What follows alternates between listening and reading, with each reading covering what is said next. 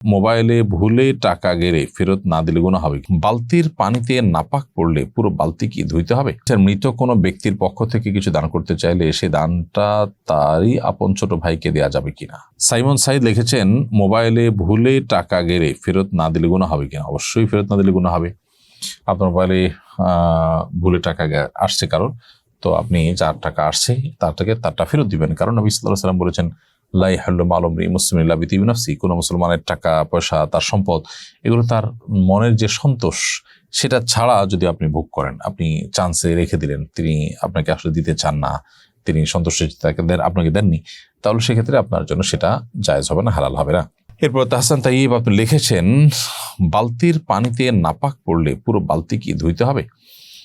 বালতির পানিতে যদি নাপাক পড়ে তাহলে তো পানি এবং বালতি দুইটাই নাপাক হয়ে গেল। বিধায় পানি ফেলে দিবেন এবং বালতিও 3 বার সুন্দর করে ধুয়ে পানি ফেলে দিবেন, ইনশাআল্লাহ তাতে পাক হয়ে যাবে। আমার শিশু সন্তানকে মোবাইল থেকে দূরে রাখতে পারি না, কিভাবে তাদেরকে মোবাইল থেকে দূরে রাখবো? আপনার শিশু সন্তানকে মোবাইল থেকে দূরে রাখবার জন্য বেশ কয়েকটি কার্যকরী উপায় রয়েছে। ভিতরে একটা হলো তাকে ফিজিক্যাল এক্সারসাইজ এবং শারীরিক যে কসরতগুলো আছে, খেলাধুলা আছে, সেগুলোর সুযোগ আপনি দিতে হবে বেশি বেশি করে। নিজে তাদেরকে সময় দিতে হবে।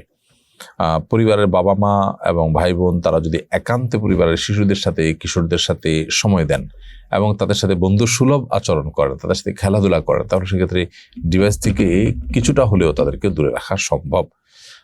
বিধায় শিশু হলেও শিশুকে আপনি সময় দিন এবং নিজে তার সামনে, তার পিছনে মোবাইল টিপাটিপি করা বা অন্য যারা টিপাটিপি করে তাদের সাথে তাদের মেলামেশা করানো, এই কাজগুলো যদি আপনি বন্ধ করতে পারেন তাহলে সেক্ষেত্রে আশা করা যাবে যে সন্তান মোবাইল এর যে আসক্তি আছে, এডিকশন, সেটা থেকে বেঁচে থাকতে পারবে।